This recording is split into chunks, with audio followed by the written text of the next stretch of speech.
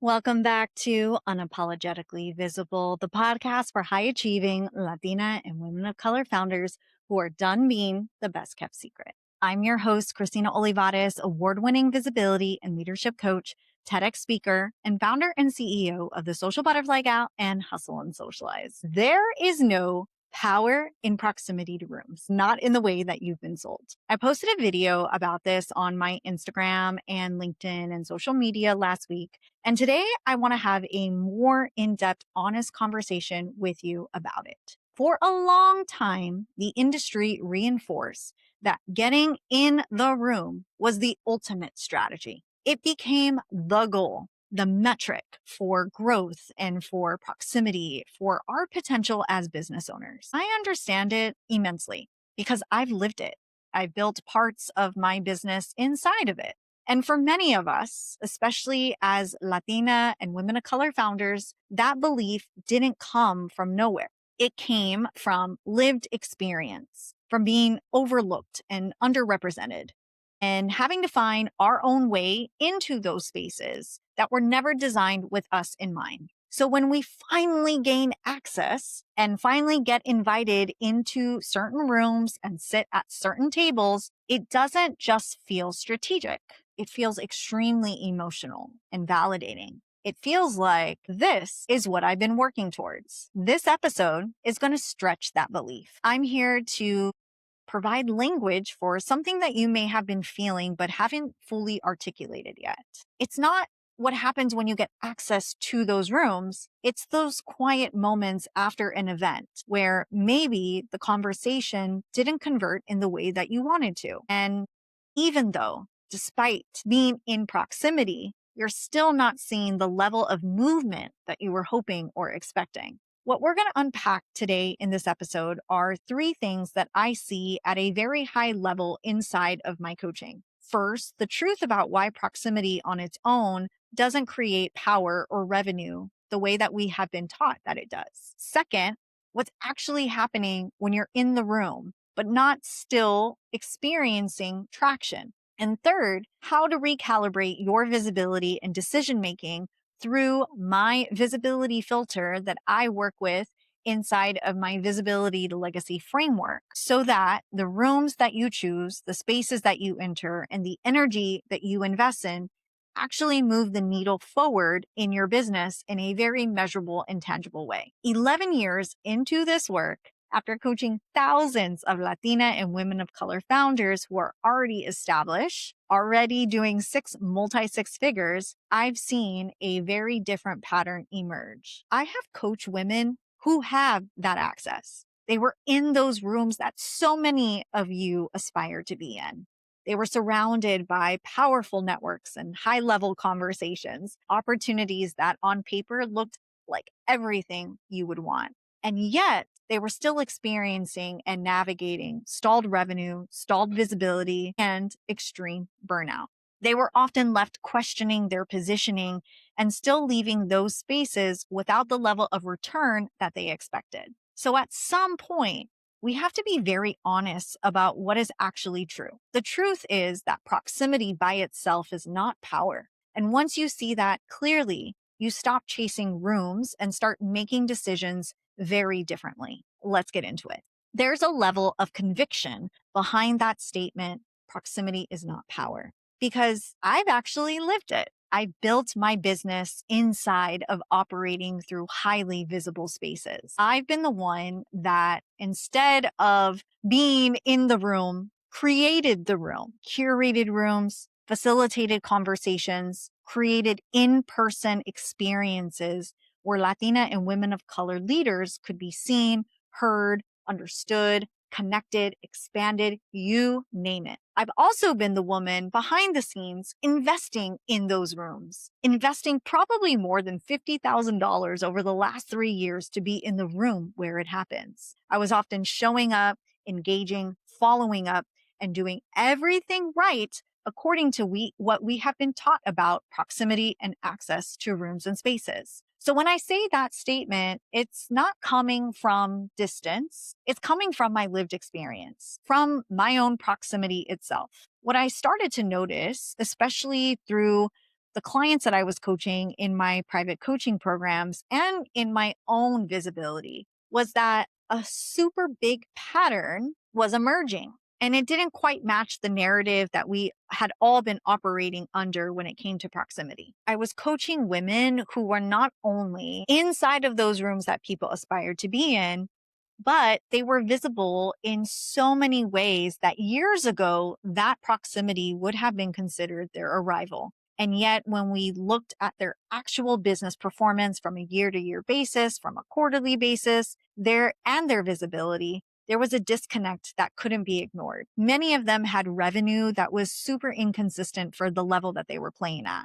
And their positioning hadn't fully caught up yet to their own evolution. And what struck me wasn't just that it was happening, but it was how quietly it was happening. Because from the outside, everything about their visibility looked aligned. They were doing all the right things, attending all the right events, getting into the right conversations, being in the right spaces, showing that visibility online. But internally, there was friction. There was a lack of precision in how it was being fully understood and a gap in how their effort was translating. And that's the moment where I had to slow down and really examine what was actually going on here. Because if proximity was the strategy, if access was the leverage point, then the outcomes should have been more predictable, right? There should have been a clearer line between being in those rooms and spaces and experiencing momentum and movement in their business and their business revenue and their business visibility.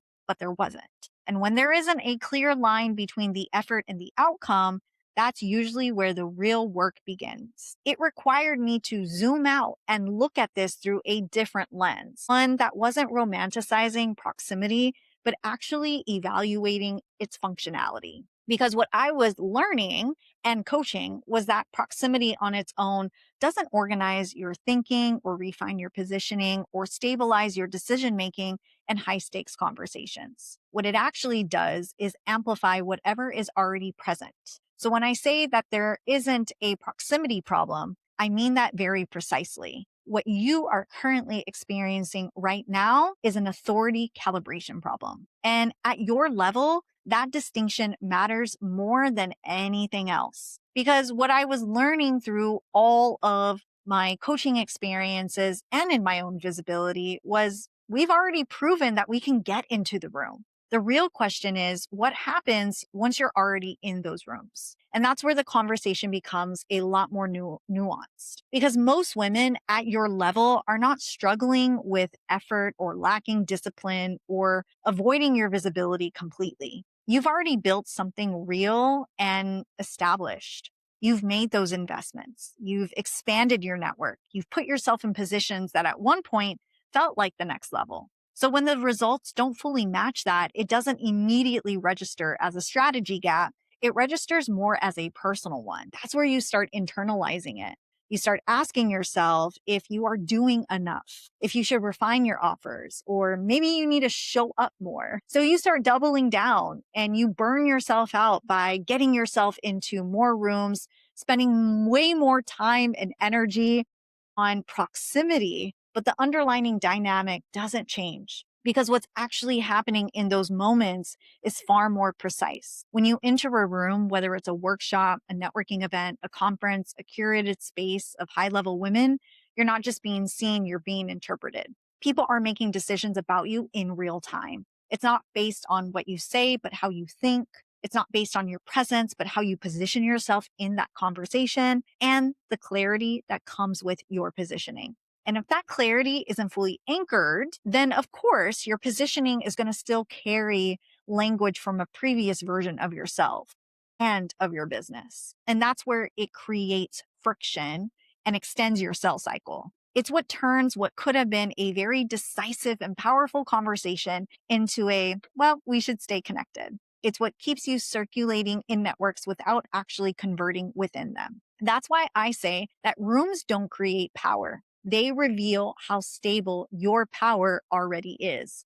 And that's a very different conversation than what most of us were taught because it requires you to look at yourself not through the lens of access, but through the lens of authority. And like I've said, I've experienced this in my own business journey throughout the last decade of my business. And it's something that I had to confront with myself within the last couple of months. There was a period where I had built my systems. I knew if I was going to get into a room of powerful people, I knew how to work the room. I knew how to build relationships at the events and after the events. I knew how to follow up. I understood how to stay top of mind, specifically through social media. On paper, I was doing everything right. I was branded, of course, as the social butterfly and a visibility queen. But I started to notice something that I couldn't ignore. I was often leaving these networking events and rooms feeling full of energy, but very unclear in my next direction when it came to obtaining clients and getting referrals and doing all the things to actually move the needle in my business. The conversations that were happening weren't really anchored into anything. They were very surface level.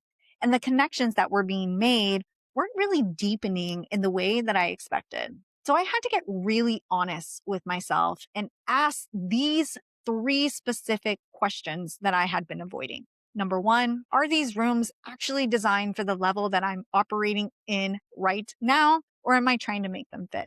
Number two, is my current messaging and positioning optimized for the revenue, lifestyle, and the business that I actually want for myself in this current moment and not of someone else's version of success and visibility and business model?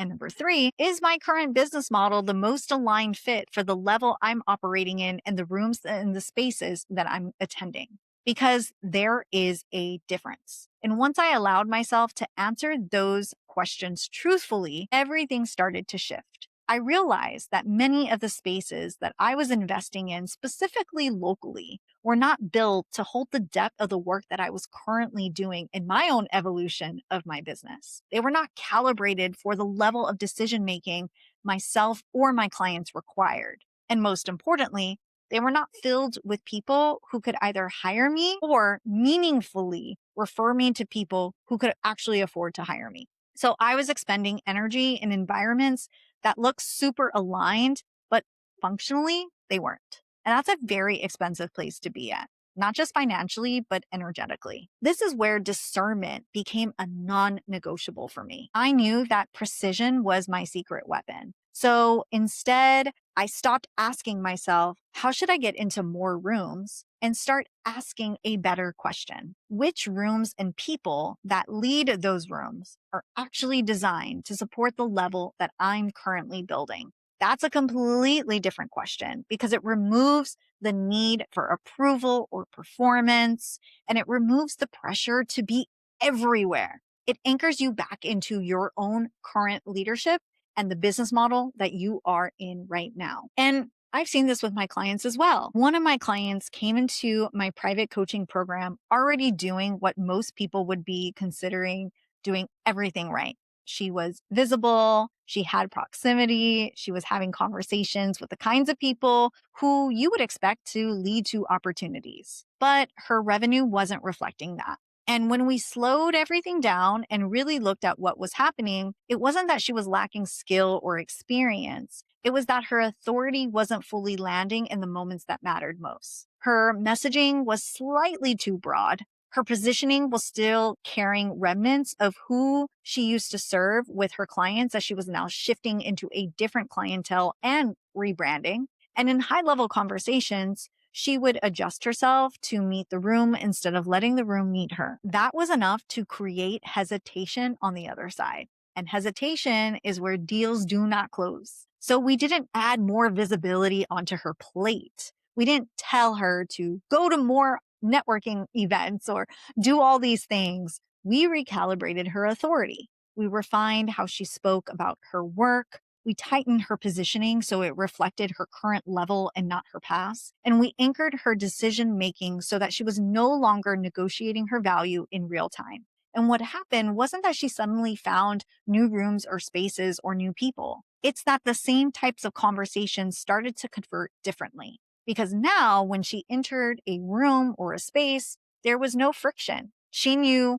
who she was, clients that she served, what she offered, and the problem that she could solve. That is the level of work that most people skip because it's not as visible. It's not sexy. It's not as easy to measure as I attended this event and I met these people, because it's the work that actually determines whether your visibility will translate into revenue.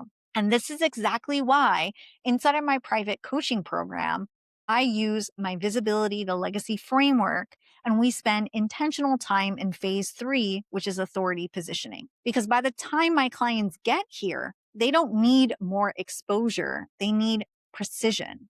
They need to understand where their revenue is actually being generated from and not where they assume it should be coming from. They need to identify which spaces and which events, which networking circles are actually shortening their sales cycle and which ones are just extending it under the illusion of visibility and opportunities. They need to see clearly how their positioning is being interpreted by the market and not just how they intend to be understood. From that place, we build what I like to call a visibility filter. This is the standard across the board that we evaluate to see if that level of proximity is in alignment with their current business model and the way they're going to be moving the needle in their business. So before you say yes to your next event or your next invitation or your next opportunity, I want you to pause and I want you to evaluate it through my visibility filter that I use in my visibility to legacy framework, phase 3 authority positioning. Does the space already hold the type of buyers or connectors who will drive your revenue? Are the people in the room positioned to make or influence buying decisions at your level? Are the people in the room decision makers? People who can say yes and hire you within 30 to 60 to 90 days? Or are they people who can open doors to someone who can? Can your work be fully understood in these rooms, or will you have to shrink it to be digestible? Will this space position you as a peer or place you in a proving dynamic where you feel like you have to impress, perform, or earn your place? Does the space expand your clarity or leave you overthinking your next move? Are you more clear when you enter the room, more decisive, and more grounded in your leadership once you leave it? Or are you questioning yourself more than you were before? Is this opportunity aligned with the woman that you are becoming or the version of you that you've already outgrown? Because the version of you who needed those rooms before may not be the version of you building what you're building now. And holding on to that identity will keep you over investing in spaces that no longer match your level. That is what I like to call the visibility filter. When my clients operate from that level of clarity, something very interesting happens. Their visibility becomes intentional and their conversations become more grounded. Their presence starts carrying weight because it's no longer trying to prove anything. And their revenue begins to stabilize in a way that feels proportional to their actual expertise. So if you've been in rooms and if you've been doing what you were told, and there's still parts of you that are wondering why it hasn't fully translated, I want you to hear me when I say this. There is nothing wrong with you, but there is a recalibration that needs to happen and is required of you. And that recalibration is not about doing more. It's about getting more clear. That is the work that we do inside of my 6-month private coaching program. This is where we take everything that you build, your visibility, your authority, your positioning, your decision making, and align it with how you're actually being experienced in the market. If you're ready for that level of clarity and you're ready to stop circulating and start converting, I am inviting you to apply to my private coaching program through the link in my Instagram bio or in the show notes below. And if this episode gave you something to think about, I want you to sit with those questions concerning power in proximity and the visibility filter, because your answers will show you exactly where your next level is asking you to lead differently. If you resonated with this episode, here's what I want you to do next. Subscribe and leave a review, because that helps this podcast reach more women like us, women who were never meant to stay hidden, women who are meant to be highly visible leaders. Share this episode with someone you love who has been wondering if those rooms are what's needed for their next level of visibility. And DM me on Instagram at the Social Butterfly Gal. Tell me your biggest reframe or your biggest breakthrough from today's conversation. And if you're feeling the call to go deeper, to recalibrate your personal brand, leadership, and your visibility, I would love to support you through one-on-one coaching. You can find the coaching information and offers and links in the show notes below, or send me a DM with the word coaching, and I will personally walk you through what offers are in alignment with your current season and what it looks like to step into this next era with clarity, confidence, and unapologetic authority. Thank you for being here. Thank you for listening and for all of the shares and reviews. Remember this, you didn't come this far to play safe. You came here to be unapologetically visible. I'll see you next week.